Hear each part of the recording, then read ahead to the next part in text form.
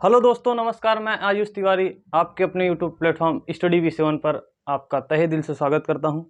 दोस्तों, आशा करता हूं आप सब स्वस्थ, मस्त, ज़बरदस्त होंगे और भली भांति अपने पठन पाठन का कार्य यथावत क्रमबद्ध तरीके से कर रहे होंगे। और हमारे द्वारा जो वीडियो आपको प्रोवाइड की जा रही है उससे आप लाभान्वित हो रहे होंगे और अपने ग्रुप में भी सगे संबंधियों को शेयर कर रहे होंगे, जिससे हमारा मनोबल बढ़े। और दोस्तों, मैं आशा करता हूं हमारे द्वारा जो आपको पढ़ाया जा रहा है वो आपको समझ में आ रहा होगा और भली भांति आप उसका नोट्स भी बना रहे होंगे। और दोस्तों, अब हम वही हमारी वर्णमाला की अगली कड़ी बोले तो कि अगली क्लास या अगले लेक्चर में, ये हमारा लेक्चर नंबर 4 है, जिसमें हम पढ़ेंगे वर्णों के उच्चारण स्थान। और जो पिछली 3 कक्षाओं में हमने पढ़ाया है उस कक्षाओं में कुछ जो हमें इम्पोर्टेंट लगा, जो छूट गया था, हम उस कक्षा में आपको नहीं प्रोवाइड कर पाए और यहाँ पे वो 4-5 पॉइंट लिखा हुआ है।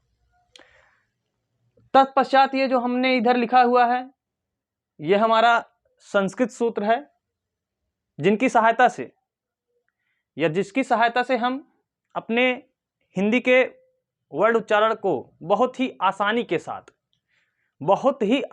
साथ सीख लेंगे।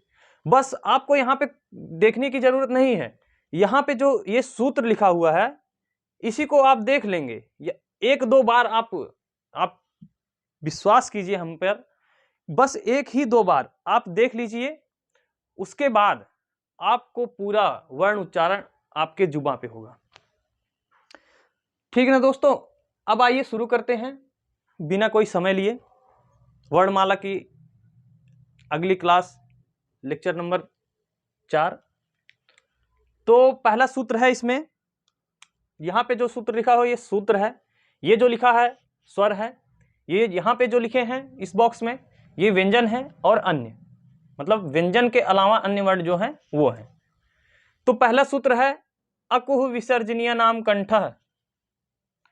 इस अकुह विसर्जनीय नाम कंठा को तोड़ेंगे हम। तोड़ने के बाद हमें प्राप्त होगा कि यहाँ पे जो आ है, आ का मतलब क्या हो जाएगा? छोटा आ और बड़ा आ। कु में क देखिएगा, का मतलब होगा क वर्ग, क ख ग घ अंगा, मतलब 5 अक्षर।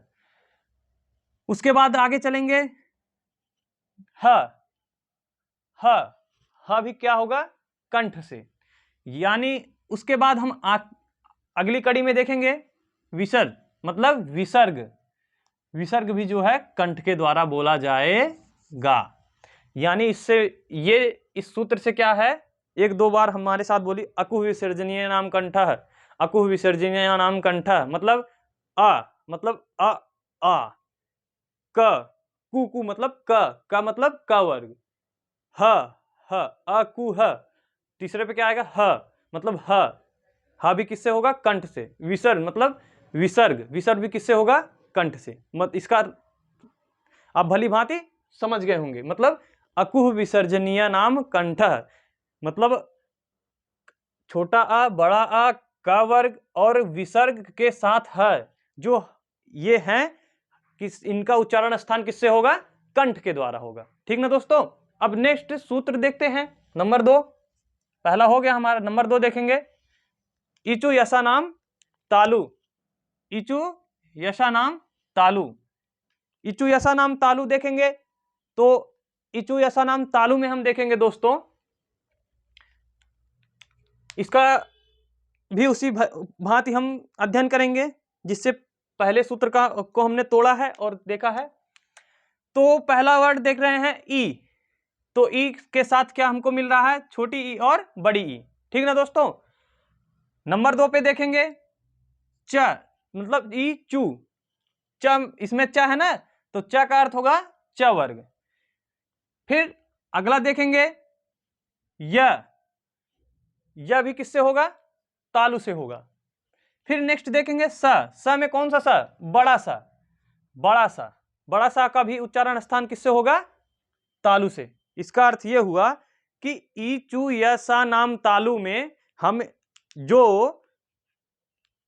इसका मतलब जो इसको तोड़ेंगे, एक एक करके जब इसको तोड़ेंगे तो जो भी तोड़ने के बाद हमको मिलेगा वो उनका उच्चारण स्थान क्या होगा? तालु होगा।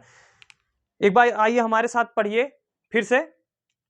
ई चू यसा नाम तालु, ई चू यसा नाम तालु। ई में कौन कौन से छुपे हुए हैं? छोटी ई और बड़ी ई न दोस्तों। उसके बाद चू, चू मतलब च वर्ग, च छ ज इया, ठीक ना दोस्तों। य, ई चू य मतलब य भी किससे होगा? तालु से। स में कौन सा सा? बड़ा सा, इसका भी उच्चारण स्थान क्या होगा? तालु। इचु यसा नाम तालु, ठीक ना दोस्तों। ये हमारा दूसरा सूत्र भी कंप्लीट हुआ। अब नेक्स्ट तीसरा सूत्र देखेंगे। ऋतु रसाणाम मूर्धः, ऋतु रसाणाम मूर्धः। तो इसको भी उसी भांति हम तोड़ेंगे। री का उच्चारण स्थान मूर्धा से, ठीक। टू मतलब ट वर्ग, इसका भी उच्चारण स्थान किससे होगा? मूर्धा से। रस, र का भी उच्चारण स्थान किससे होगा? मूर्धा से। स में कौन सा सा? इसको खट्टी सा बोलते हैं, ठीक ना दोस्तों।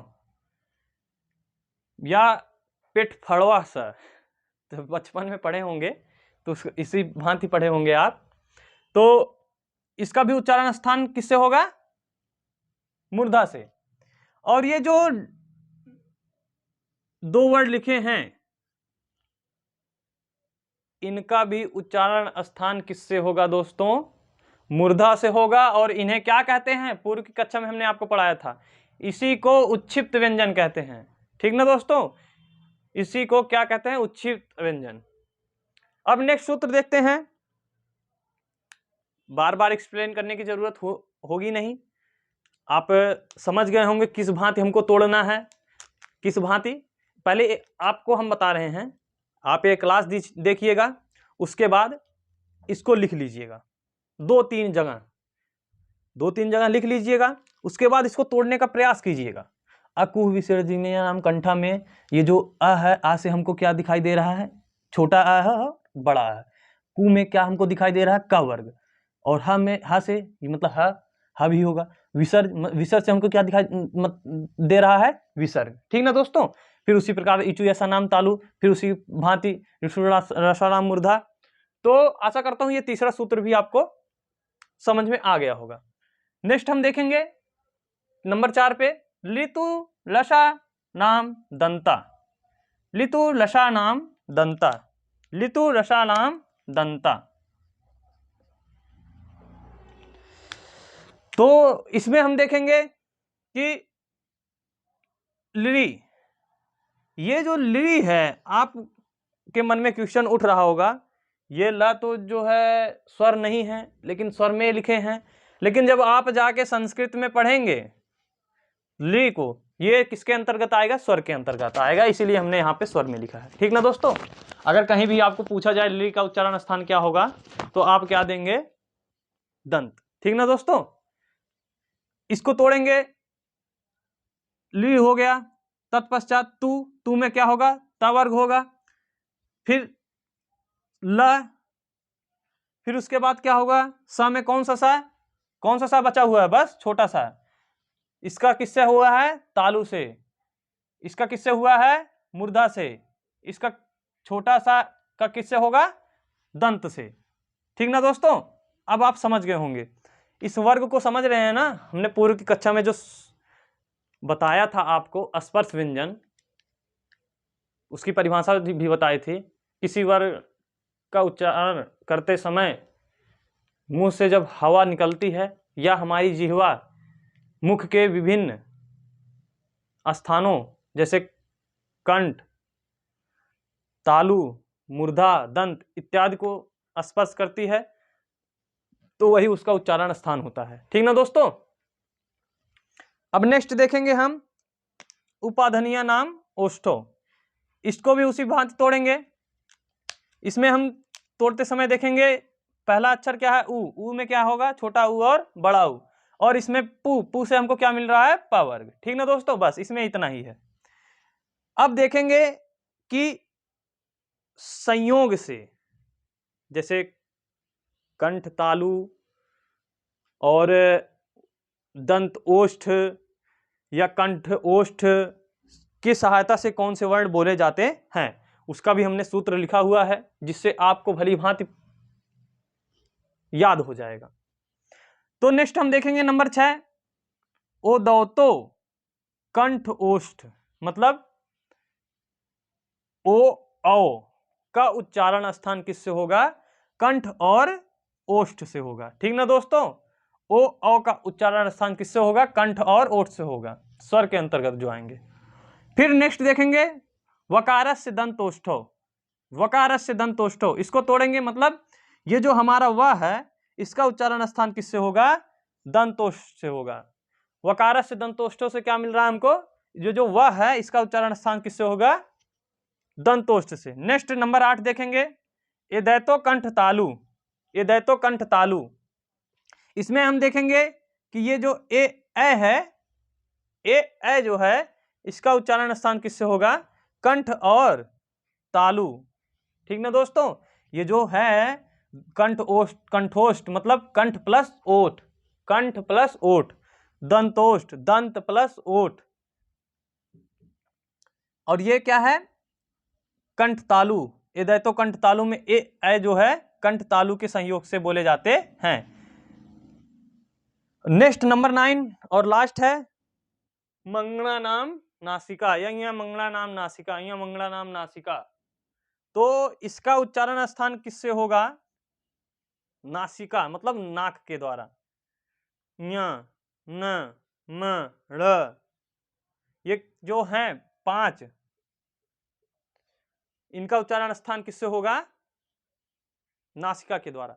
और ये जो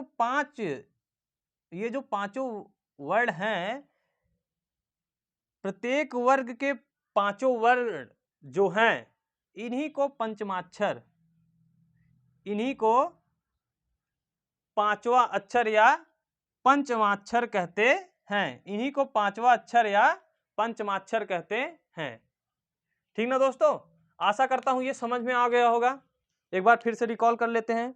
अकु विसर्जनीय नाम कंठा, इसमें होगा छोटा आ बड़ा होगा, का होगा, ह होगा, विसर्ग होगा, इनका स्थान कहाँ से होगा, कंठ से होगा।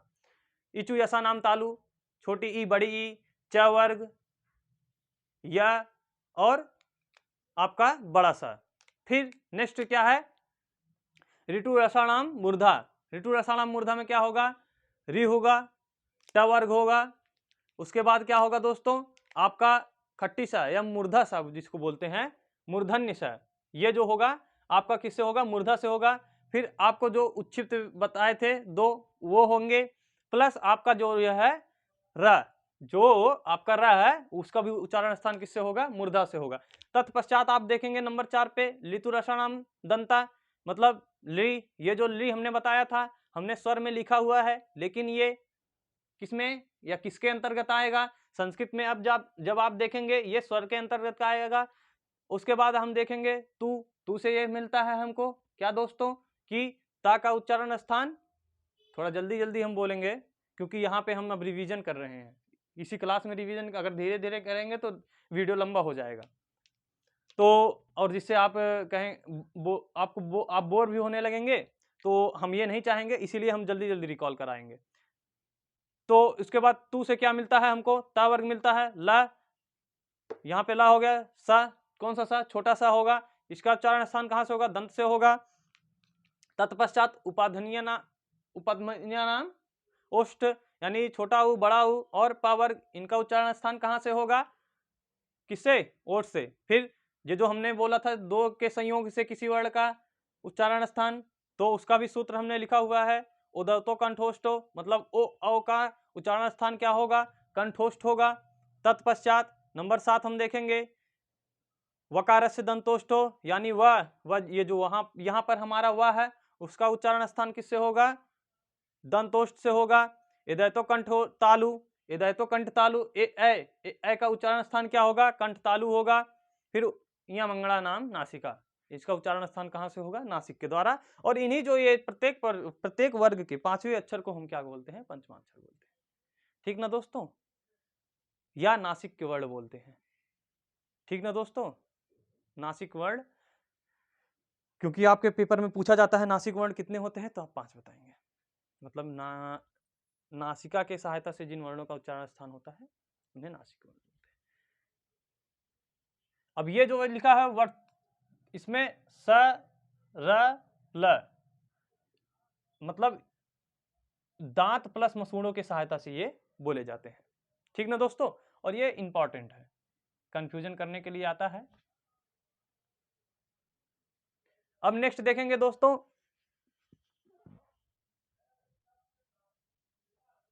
स्वर तंत्री व्यंजन। स्वर तंत्री व्यंजन, स्वर तंत्री व्यंजन अगर पूछा जाएगा आप क्या बताएंगे? हाँ। नेक्स्ट है दोस्तों अर्धस्वर। अर्धस्वर क्या है? या और व। अर्धस्वर क्या है? या और व। अनुस्वार, नेक्स्ट क्या है? अनुस्वार। अनुस्वार का उच्चारण स्थान क्या होगा? नासिका। नासिका क्यों होगा दोस्तों? इसमें जो है, और अनुनासिक, अनुस्वार, अनुनासिक थोड़ा समझिएगा, इसमें भी मुख का प्रयोग होता है, इसमें भी मुख का प्रयोग होता है। तो आप दोस्तों देखेंगे कि अनुस्वार में नासिका ही क्यों होगा? क्योंकि मुख से कम या कम बल या कम वायु निकलती है, और वहीं अनुनासिक के उच्चारण में मुख से अधिक वायु निकलती है, तो इसलिए यहाँ पे मुख और नासिका दोनों होगा। ठीक ना? यहाँ पे मुख का प्रयोग कम होगा और यहाँ पे ज्यादा होगा, इसलिए यहाँ पे बस केवल नासिका होगा और यहाँ पे मुख प्लस नासिका होगा। और इसी प्रकार मैं आशा करता हूँ आप सबको हमारे द्वारा जो कंटेंट दिया गया है, ये जो स्लाइड दी गई है उच्चारण स्थान की, आपको समझ में आ गया होगा और आप भली भांति इसको देखेंगे। और आपसे मेरा विनम्र निवेदन है कि अपने जो ग्रुप में ज़्यादा से ज़्यादा मात्रा में शेयर कीजिए, और एक बार देखने के बाद अगर समझ में आ रहा है तो आप कृपया करके वीडियो को लाइक करिए, चैनल को हमारे सब्सक्राइब कीजिए, बेल आइकन को दबाइए, जिससे मेरी अगली वीडियो का नोटिफिकेशन जो है आपके पास पहुंच सके। और ज़्यादा से ज़्यादा मात्रा में अगर आप शेयर करेंगे, हमको भी लगेगा कि हाँ, हम आपको कुछ दे पा रहे हैं, आपको समझा पा रहे हैं और आप भली भांति समझ रहे हैं। रिस्पॉन्स से यही मिलता है कि अच्छा लगता है और हम और उत्साहित होकर दुगनी ऊर्जा के साथ पढ़ाते हैं। तो दोस्तों इसी के साथ मैं अपनी वाणी को विराम देना चाहूँगा। मैं आशा करता हूँ स्टडी V7 से आपका प्यार, लगाव, विश्वास यूं ही जुड़ा रहे, और ये भी आशा करता हूँ कि आप जरूर से जरूर हमारे चैनल को सब्सक्राइब करेंगे, लाइक करेंगे और अपने संग संबंधियों के पास भी शेयर करेंगे, जिससे हमें या हमारे मनोबल को सहारा मिलेगा और हमारा मनोबल बढ़ेगा।